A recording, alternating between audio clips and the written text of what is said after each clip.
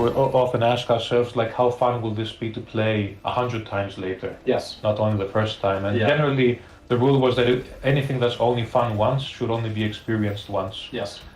And I guess now with the extra permanent beam helper, it should drastically increase the damage per second output. Oh yeah. That's Oh man. I think Ixion's gonna have a bad time. Yeah. Yeah, it's gonna have a bad day. Yeah, for sure.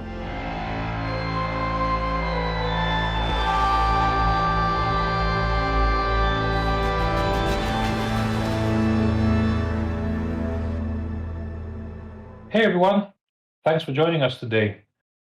So I'd like to introduce myself. So my name is Harry Kruger and I'm the game director of Returnal. And with me today we have... Hey everyone, I'm Greg Loudon. I'm the narrative director on Returnal. And yeah, really looking forward to checking out this speedrun with you.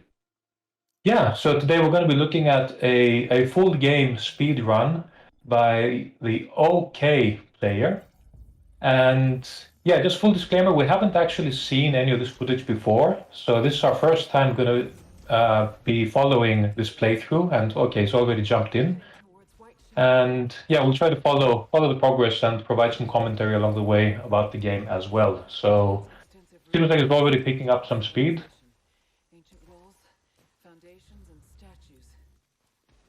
Yeah, I think for me, being the narrative and the cinematic director, after putting so much effort into cinematics and watching them skip, but I understand OK played the game normally the first time, so it's all good. But yeah, very fast movement so far through a lot of content that took us quite a long while to get right. So yeah, so clearly we can expect a lot of reliance on dash and just powering through the levels as quickly as possible, prioritizing, of course, the content that's absolutely necessary. Yeah, let's see. And of course, this is the onboarding part of the game. So I guess once we unlock the full moveset of the player, we can see a lot more kind of shortcuts. And yeah, curious to see how this goes. I mean, as you know, the game is procedurally generated, or the levels are constructed in a way that's randomized every time. So it's actually pretty intriguing to see how one can do a speed run for content that's not always the same, right? yeah, true.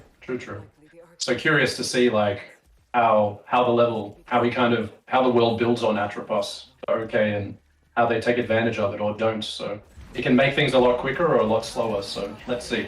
Yeah. So this moment with the Titanops, this is like it's kind of like welcome to Returnal moment. A lot of players, more than likely, probably won't be able to defeat Titanops the first time, but it looks like OK's nailed it. So, but for us, it was a really important moment to kind of set the tone and the atmosphere, and also the challenge for Celine. And she's just crash landed on Atropos, and everything's hostile. So that was like a key hostility spike, you could say, and a good welcome to the experience. Wow, that was cool. Yeah, very smooth. It was like a pick up and shoot at the same time. But yeah, I managed to dispatch the Titanops really quickly there with some really calculated headshots. So awesome. Really cool. Okay, yeah, and this is something I'm really interested to see as well, because we do have a pretty diverse range of weapons. And of course, every time you play the game, it's pretty much down to luck what you will find in that run. Since this is coming from a fresh save, you can of course prioritize certain weapons if you memorize what they're unlocked. But really curious to see what kind of weapon choices OK is going to make for, getting over some of the bosses, for instance. Yeah, an interesting thing I just saw is, so we have the area scan in Returnal where if you push R3, you'll basically get like a pulse, so you'll be able to see where doors are. I noticed that OK just used that for a way we didn't expect, that basically like managed to see the doors, so knew where to run, when to leave this sort of gate in between. That was pretty cool. Yeah. And yeah, very much so avoiding the combat, but obviously I think Returnal is so much about like the flow and the experience. So yeah, it's interesting to see all these jumps and skips. And yeah, it's cool that we have the timer in the settings as well, so we can already see it on the right hand side, the run cycle. So there you go, there's the area scan. So obviously OK's played before, so it's been spamming it a bit. Yeah. Okay, so yeah, went through the... Okay, so got health. Yeah. Got the Sylphium. Oh man, this is moving pretty fast. Yeah, burning through the overgrown ruins. It's been really great. Like, thanks to everyone who's played Returnal so far, but it's been awesome to hear all the stories of people's journeys through the game. For some people, it's just an experience they can kind of breeze through. For others, there's been some like social media stuff of people that have spent like 20 hours in the overgrown ruins to finally beat Freaky at the end. So I think it's been really awesome to hear all your stories, and yeah, thanks so much for playing. It's great, and it's kind of what we wanted. It's a really, I think, flexible game in that sense. It can be as incredibly challenging, but I think once you get it, you kind of get that see the matrix mode. You can really fly through it, as you can see that OK's doing right now. Absolutely, yeah. And it is designed to reward kind of persistence and patience in a way. Yeah. And yeah, of course, every time that you play the game, it is different. I mean, you will find different encounters, different room configurations, different weapons, and it's interesting to see how each player has had their own kind of story of how they've experienced the game. Exactly. And of course, reaching this level of skill and knowledge of like the game systems and the levels is just, I don't know how many hours it takes someone to reach this level, but yeah, this is clearly not the first time OK has played this game. So yeah, and now we just unlocked the dash. The melee as well. Yep, the Tropian Blade. Yeah, so that opens up the so-called like DMJ, like the dash melee jump kind of combo. That's that kind of fast jump that is doing there. So making full use of the translocators. So yeah, I think that's another. It's like part of it for us with Returnal when we were designing it was it is like just like Selene, you come onto Atropos with very little information. You have your Astra technology, but then you need to learn the world. So obviously OK's really learnt Atropos, knows how to use the translocators, knows how to use the blade, has really sort of mastered the experience, whereas other players, this could take hours, as we said. It could take some people 20 hours. Yeah. OK's doing it in 6 minutes, so... Yeah, 6 minutes to reach Freaky. But this is something that OK really needs to... Obviously, OK needs to beat Freaky pretty fast. Yeah. And you do the kinetic rifle? Yeah, one thing I would recommend if you're a fan of Returnal and you want to... One thing that we're really proud of is like our storytelling and our like layered storytelling, that all of the names in Returnal mean something. I won't tell you what this means, but I would say that Freaky isn't just something cool. I'd say it may be worth a bit of research, and you may see some Greek mythological layers there. But yeah. Yeah. Well, really, a lot of melee. A lot of melee, yeah. That's pretty cool.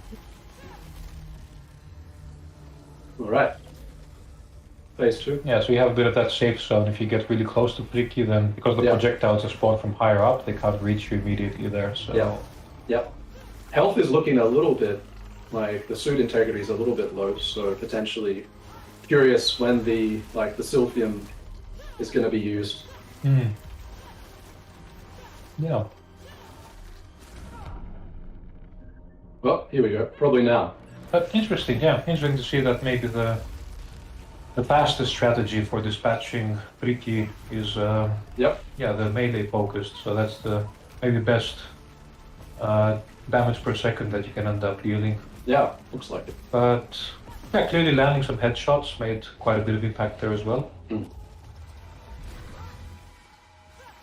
Yeah, and obviously, like for this Freaky, for this moment, this was also like really complicated for our VFX team to kind of look into all the different, obviously all the bullets that are everywhere that Returnal's been really renowned for, but also for the VFX. So as you can see, the mist it kind of simulates, so it goes around the player, and the mist is actually, to me, it's like a character in the story, as is like Atropos. It's a character in Returnal. Obviously, we'll have to see if we get to watch any of the cinematics to see the full reveals of the story. But I think if you know what I'm talking about, you know that the mist and the fog, it has a bit of a connection to Selene and Selene's story. All right, really cool. Crimson Waste Key. Here we go. Okay, makes sense. Yeah. Yeah, just need to prioritize the absolute essentials, right? Yeah, for yeah, speedrun. yeah. So Yeah. fascinating to see what kind of things we prioritize here. So 8 minutes 45 seconds to get Yeah, through that's Overgrown Ruins. That's not bad. That's a lot better than me.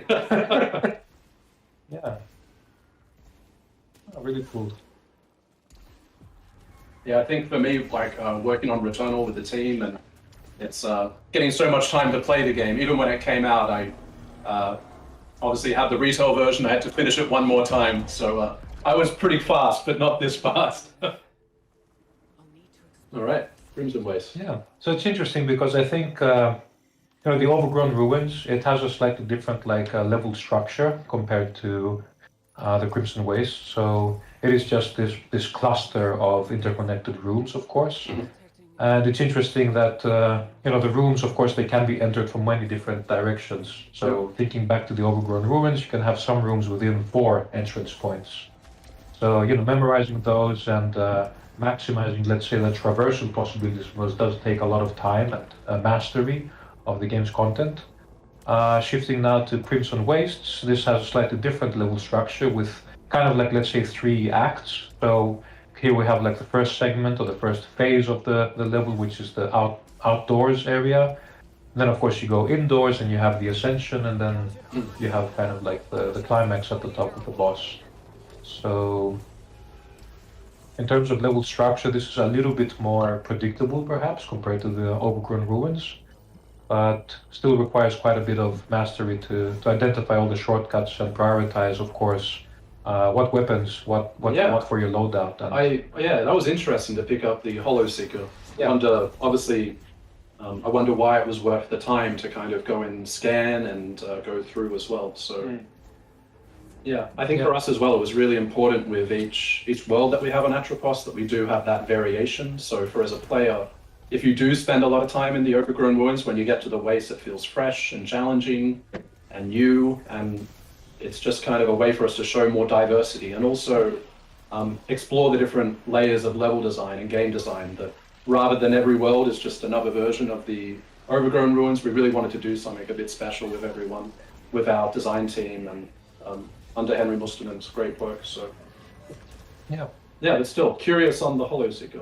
And here there seems to be a bit of an exploit, if I'm reading this correctly. Yeah. Yeah. What? So I think what happened is, okay, so you pick up the other weapon that has the alt fire of the beam. Oh wow! Yeah, you're right. If you're shooting that and then you swap weapons while shooting that, then it stays on. Oh no! So wow. Yeah.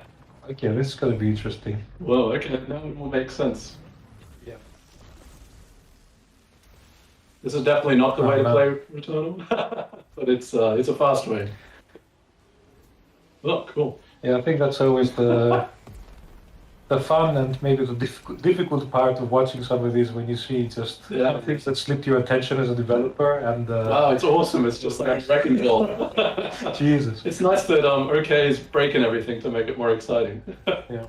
And that's one thing you may not notice when you play Returnal. Like, there is some nice destruction around if you can find it. So.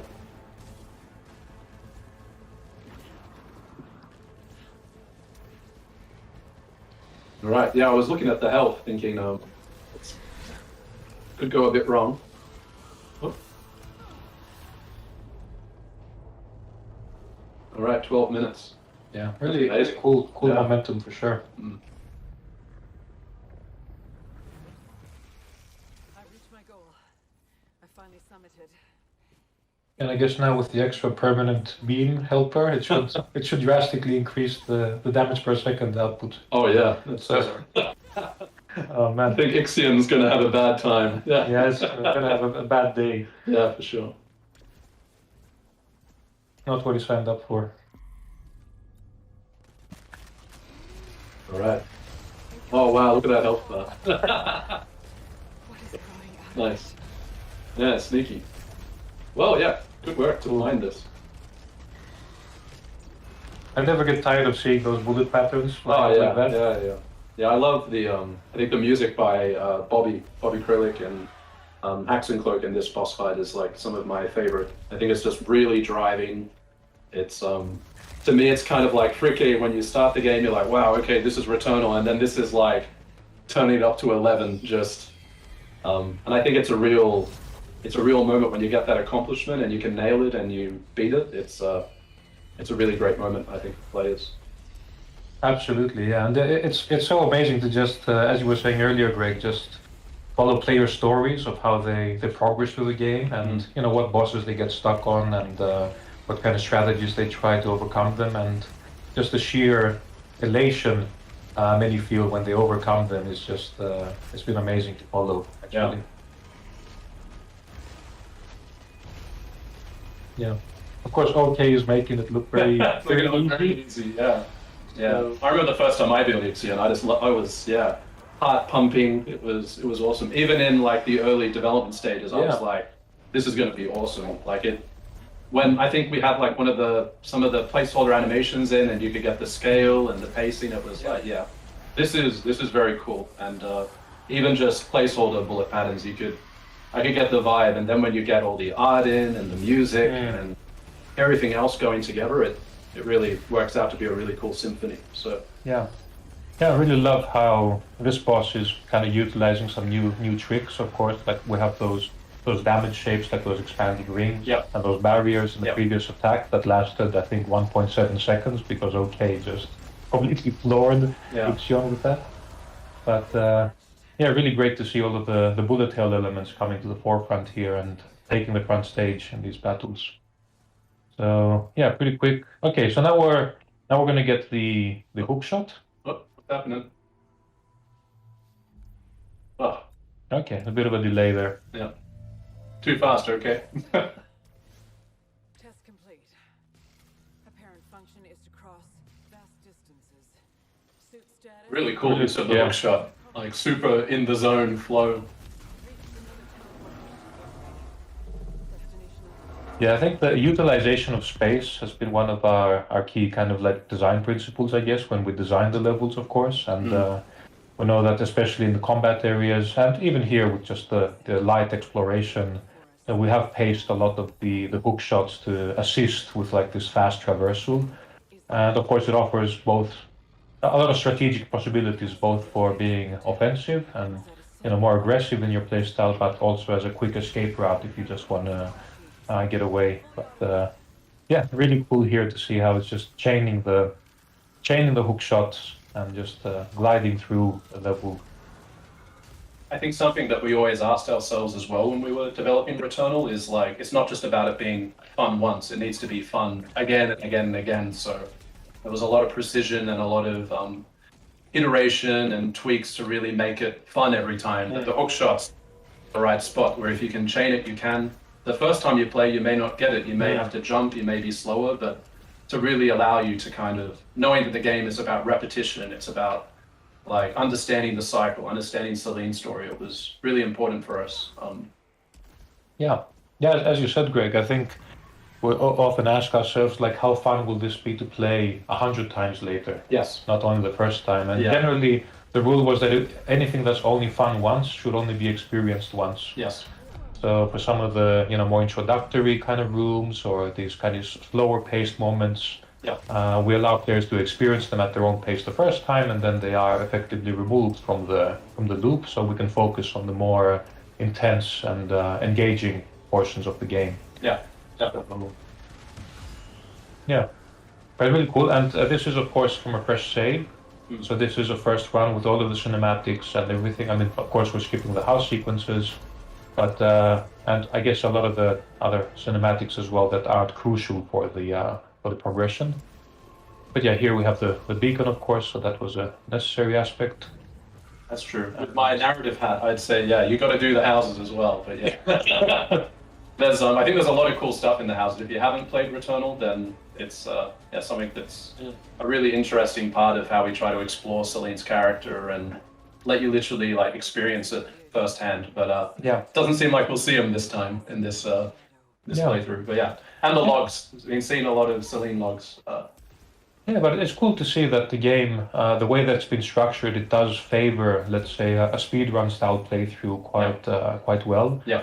And I think one of the key decisions there was that we wanted to keep the narrative, of course, rich and deep, but also fairly unintrusive in like the main kind of like flow of the game. That's why, of course, the houses are entirely optional. Yeah. In a way, and yeah, if you just want to focus on like the gameplay and the flow and finding that forward momentum, then the game allows you to just do that. So Exactly. Yeah, that was definitely our philosophy. It was always something that you engage with by default. So yeah, it's Really definitely cool. good.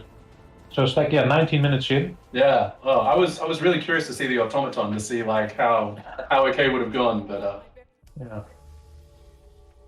all right. Yeah, to be fair, I think with a lot of our levels, Nemesis. here we go.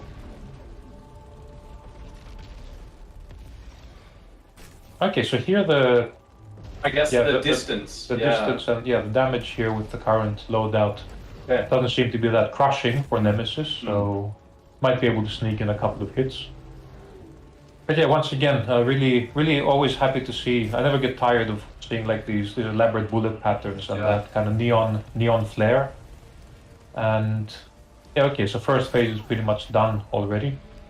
Yeah, in a sequence like this, it takes obviously lots of animation, VFX, great work from the art team, obviously audio, even down to like the narrative of how we get in there and how we get out. It was really important for us to have this really special moment for the players that you fight so hard, and just when you think you understand a boss in Returnal, this one turns you upside down and spits you out. So I think this has been, from what I've seen, a big highlight for a lot of people. And literally, the Nemesis, the name is intentional. That this is supposed to be a point that when you overcome it, you're down the rabbit hole in the next moment. But yeah. Yeah, and of course we are going to be seeing the rest of the game pretty soon. So I guess it's pretty open spoiler territory, of course, for the 2-act structure. Yep. But the idea was for this spot to make it feel like a really climactic battle, to almost feel like a final boss fight, like what you'd expect from an epic final battle. And I think that also helps with the next step, which is of course the mid-game kind of narrative beat that we have, a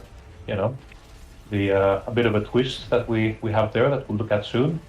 I think it also helps it land a bit harder because you overcome this monumental task. You're like, oh, okay, now I must have accomplished something, right? And then the game just kind of throws you back into it. And all of our bosses were designed for this maximum, let's say, impact on many fronts.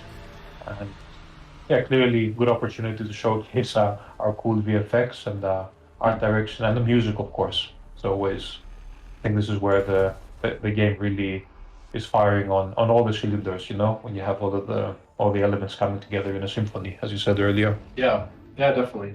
And I think, as shared, like the point of this was to kind of subvert like what was coming up ahead and do something really bold, where as well as it being a bold fight, it's a shame we can't hear it in 3D audio, but the bullets flying past, it's like one of my favorite things. But yeah, basically like really wanted to have this solid twist that rammed home, because as you know, when you land on Atropos, if you haven't played, basically you're trying to follow this signal, and you've done it. You found the signal, but that's not really what you need to do. That's not what you need to do with Celine on Atropos. So What is the secret of Atropos?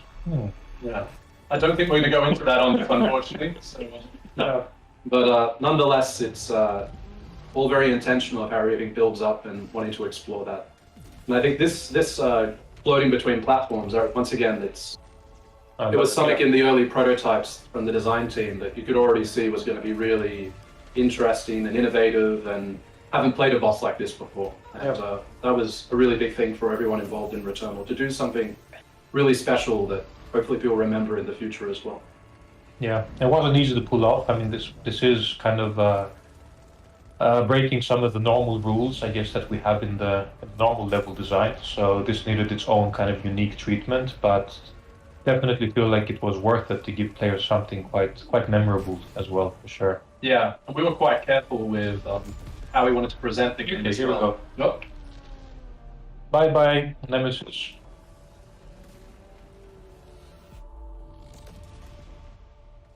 Nice. Always like to think of that as a bit of an homage to like Resogun and. Oh yeah, I think we've been wearing our shoot 'em up influences quite proudly on our sleeve. Ah, there you go. We get a bit of story. I don't think you can skip that one. So nice to see some hints of what's to come, and the laser's still burning. Oh no. Distress signal acknowledged. Okay, so Celine is saved, right? So game is over. Okay, let's back up. Yeah, that's even what Jane is as Celine. It's kind of what she says. Yeah, Astra received my signal. I guess that's it. Yeah. Oh wow, and the beam is still there. Yeah. Oh man. So yeah, we really wanted to build up this whole moment and relief. Even Celine is relieved. She's been told just to wait. She's done it. Yeah, that's the whole reason why she came here. This must be it. I escape.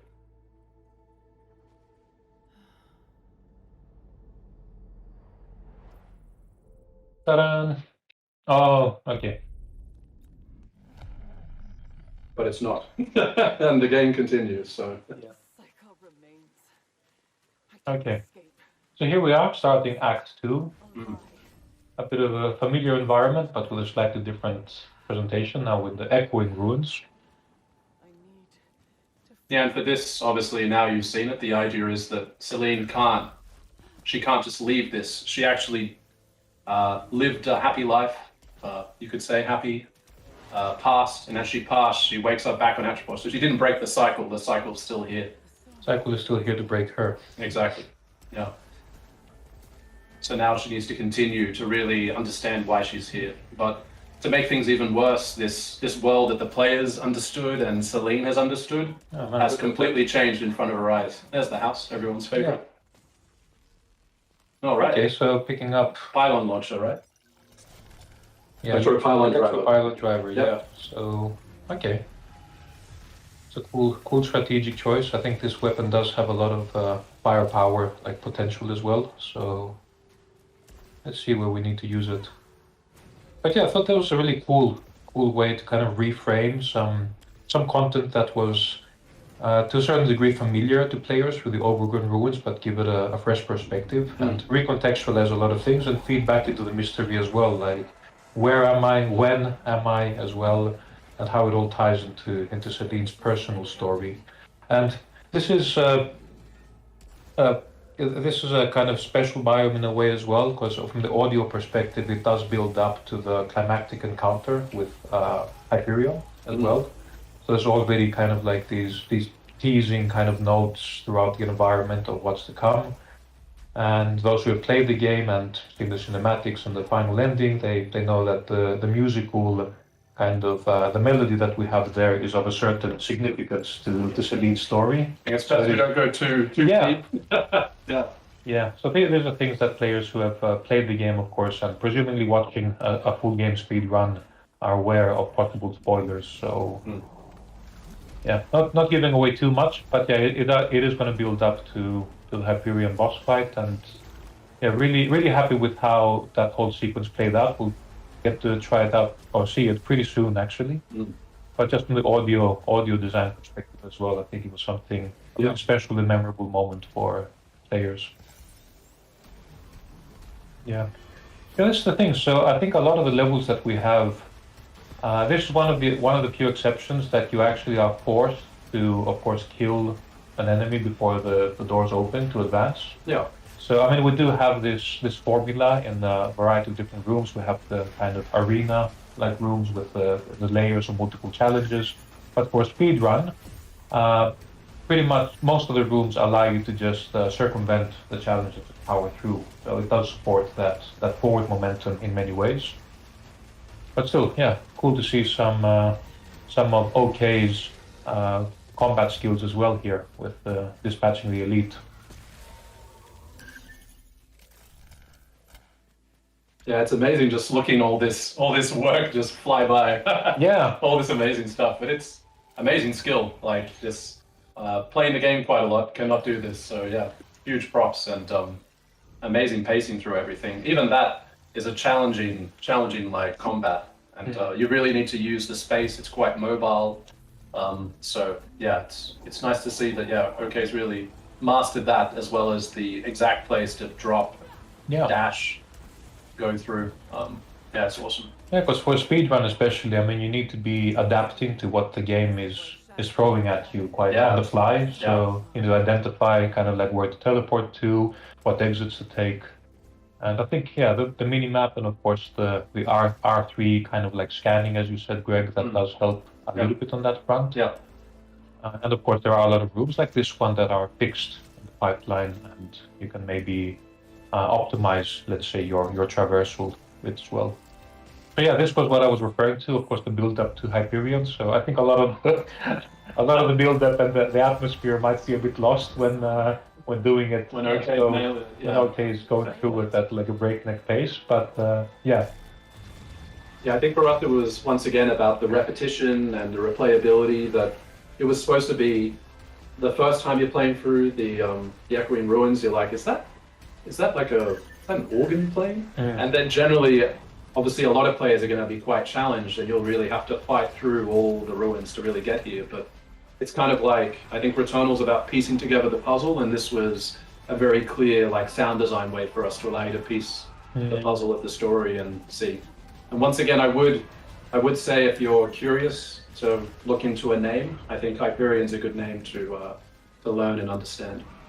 Yeah, so all of these, of course, have been inspired by Greek mythology, and there are some nuances there that tie back to Celine's predicament and maybe her history as well. And won't give too much away, but yeah, I guess we've tried to plant a lot of these seeds that can attract players' attention, and all of these are small pieces of a larger puzzle, of course. Yeah, these bullet patterns are awesome as well. Yeah, I keep saying the same thing, but I just don't get tired of seeing this the neon flare and like the Gitano circus style kind of homing mist patterns and the bullet hell and the patterns, and yeah. Cool use of the pylon driver as well, just kind of hitting the ground, like just melting that health bar. Yeah, but really, I feel like really happy with how the boss battles actually came through in the end. So each one feels kind of special and memorable, and I think this one also has quite a profound kind of role in the story, I guess, from a symbolic significance as well. Okay, so here we are. Yeah, I think with this part of the experience as well, if you think that we've shifted from Act 1 into like Act 2, it was also about beginning to kind of subvert what a boss is. You're used to seeing bosses a certain way. This boss becomes a bit more, if everything on Atropos was more alien, now it's becoming a bit more psychological, a bit more human. So it's kind of developing into something. And same way the world has thrown you upside down after your failed escape. This is kind of part of that. You could say the world almost crumbling around Celine in a sense, that she's beginning to understand that Atropos is more than it seems, and it knows things about her that it shouldn't know, and it always has known. So just escaping it isn't enough. She has to go more interior, more into herself to survive. Absolutely, yeah. Okay, cool. So we got the fractured key. It was too much. Too much. The expressway down. Yep. Oh, that was amazing catching that. Yeah, really cool. Very cool. Using that grapple point just. It's interesting, the technique of standing right in the middle. I guess that is the quickest way. So, cool. There's no way that you can fast skip the opening animation, you know? No. You've got to run. You've got to prepare, yeah. But yeah, impressive. All right. But yeah, definitely shifting away. I think the first half of the game, as you mentioned, Greg, we did try to subvert expectations a little bit, and it's like Alice stumbling down the rabbit hole, that things appear a certain way when you start playing the game, and you feel, okay, I have this singular mission of finding like the source of the broadcast signal, but then as you go deeper and deeper, then your perception of the game and the reality around Celine starts changing as well, or evolving. So yeah, really cool. Yeah, but this is going to be interesting. So obviously, if you've played, this is an optional thing you can do to really get some cool loot and just rack up the rogue-lites. But in this within the fractured place, we basically, you need to do this. So it's not a choice for OK. OK needs to overcome quite a challenging scenario, and the severed here are tough. I know when I was playing at home, even this, after we shipped, it was still like, oh man, this is a pretty tough fight. Yeah, for sure. Yeah, it's tough. But I think the strategy's right. This is what I do, just to hedge the bets that try to get this part out of the way, and then the rest of it's a bit easier. But yeah, fractured wastes are tough.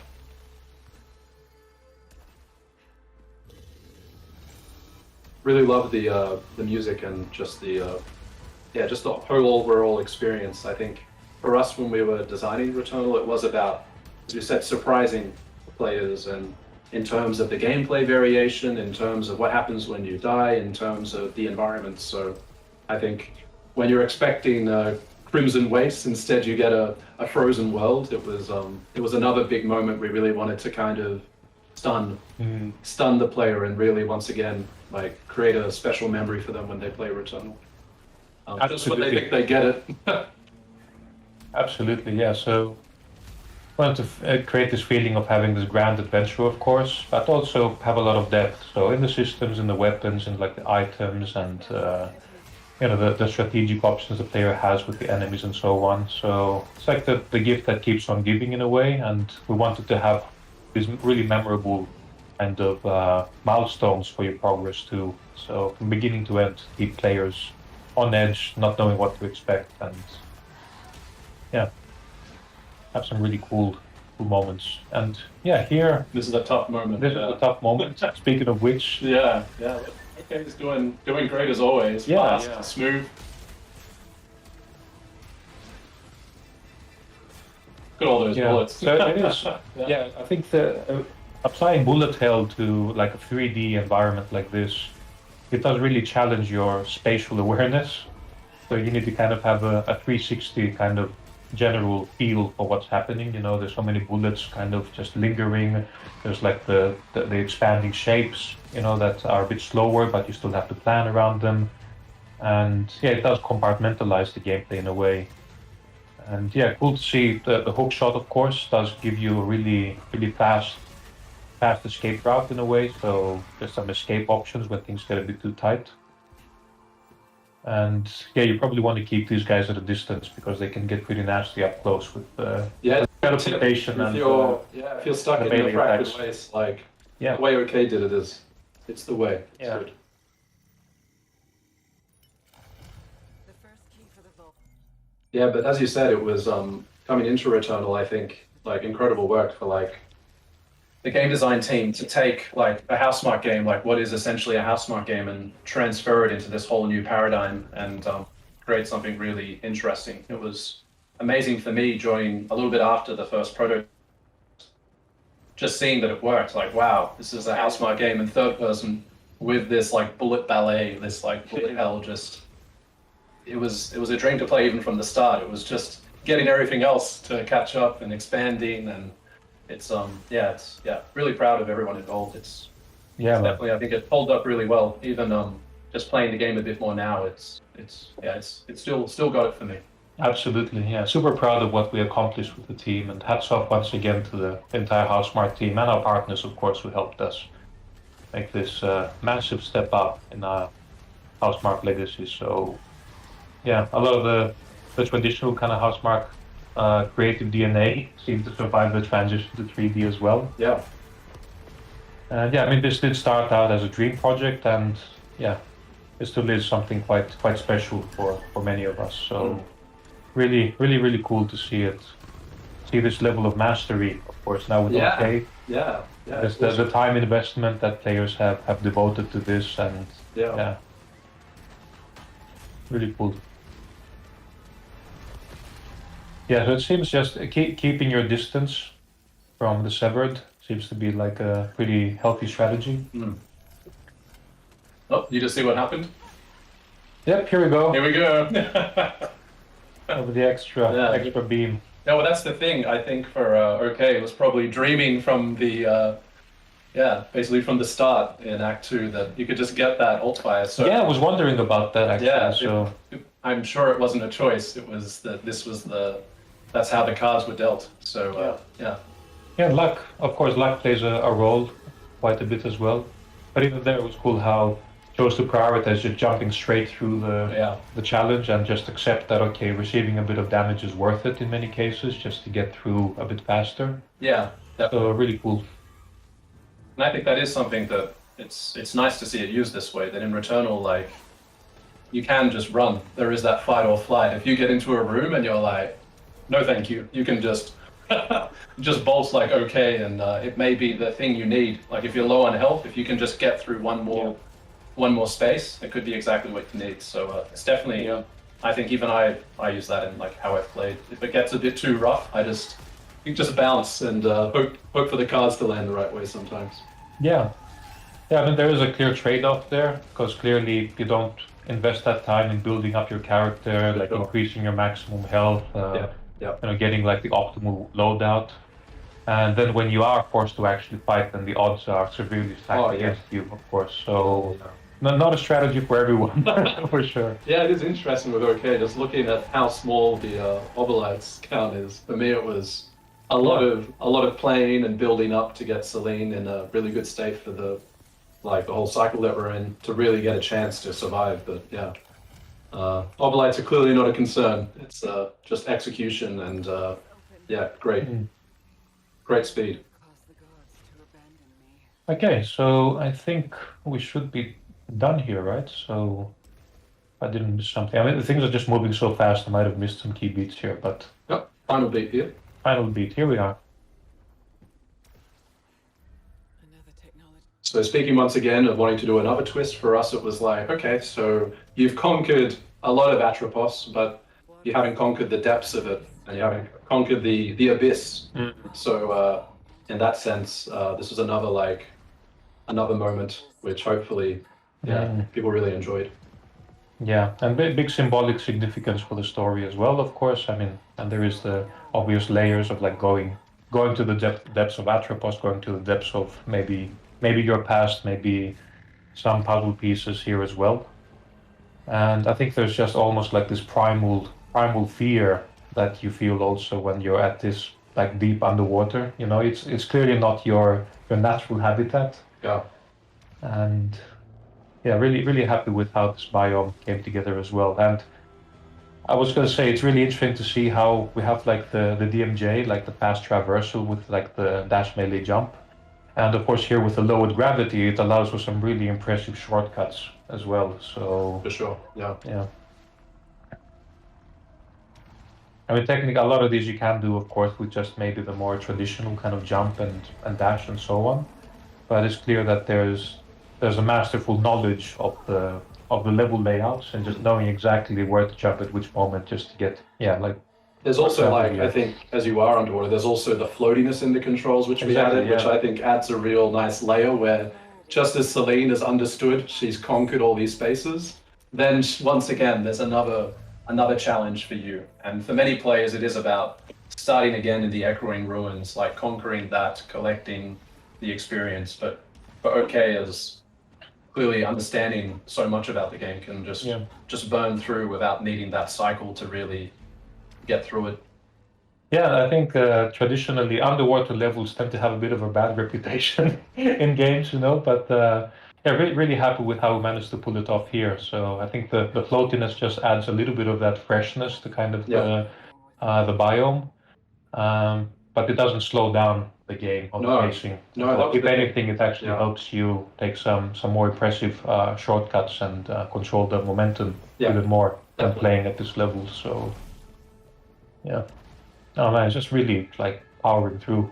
Yeah, and I think we really wanted to like play don't show. So for a lot of this you can see like OK just has that freedom to just flow through the experience and really just get into flow, which is such an important thing with House Smart games, like getting you in the zone and understanding. So it's good to see this all working and singing together.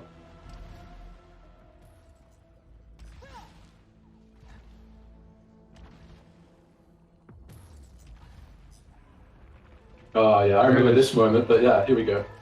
I remember when this was first added. It was like, whoa, this is challenging, but yeah. It was just when you think you're close. We just had this. One of my favorite moments here for sure. I think I really love just how the enemy appears there with the tentacles. Oh, it's awesome. It's just really majestic. Yeah. Underwater, it's I think even for OK, probably there was a tiny bit of stress. Very cool playing, but yeah. I think we timed that thing where it appears just really nicely, where you're like, okay, yeah, I've got this, and then nope, maybe I don't. So yeah. Yeah, but seems we're doing, of course, really well with health, and of course there's the health seal fume vial as well as a fallback. So there you go. Curse bullets, yeah, they're Okay. right. Yeah, for sure. Oh no, fabricator costs increased by 25%. Yeah. Whatever will OK do? Yeah. Yeah. He doesn't seem to mind about luck not fabricating or the houses. But still. Here we go. Here we go. This is it. Haven't seen many players asking what this thing is, but I won't say anything. That's better left to you. I have nothing to comment on that either. So yeah, here we are, beginning of the end. Pitch black guilt. Orphean. Of Hades. Do you cast the white shadow? I remember seeing the first concepts from the art team for this, and yeah, it was. We kind of explained about what we were trying to do with the story and how it's subverted, and each boss is getting more connected to Celine. They're all connected, but more visually connected. So the first concepts, once again, you could see what was happening. It was just a hell of a lot of hard work to push through to get there, but it's really rewarding to see it. And as Harry's saying, like, yeah, it doesn't get old. Yeah. Oh, that's cool. I didn't know there was. Yeah, we have a couple of. I can't play. I didn't know that. That's great.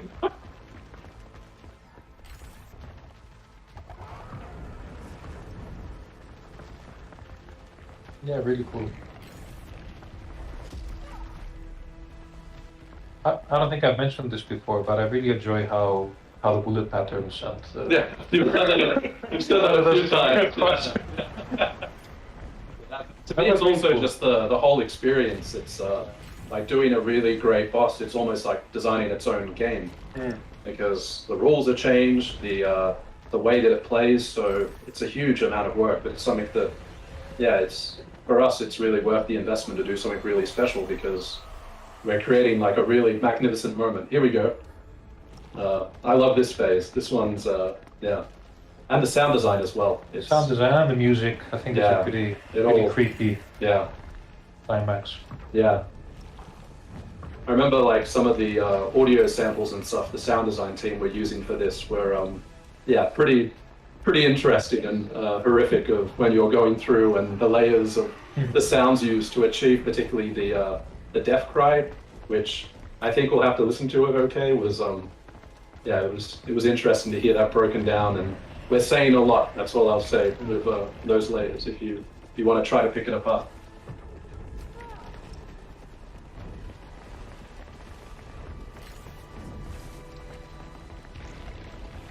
And this is a fairly dark room as well, so it actually really helps the bullets pop a lot more. It's really high contrast, helps with readability quite a bit, and makes it really crystal clear where you need to, like those mini kind of pathways that you have to plan to kind of avoid the bullets effectively. And we do have the beams, of course, that those are the dark versions of the beams that you can't dash through. So you can, but you do receive damage, unlike the normal ones that you can just phase through. So yeah. Okay, here it is, another final descent. You know, we really wanted this to be like a bit of a palette cleanser, like a mood shift, where you've gone from this mega high intensity into this bit of a slower. Well, not slow if you're okay.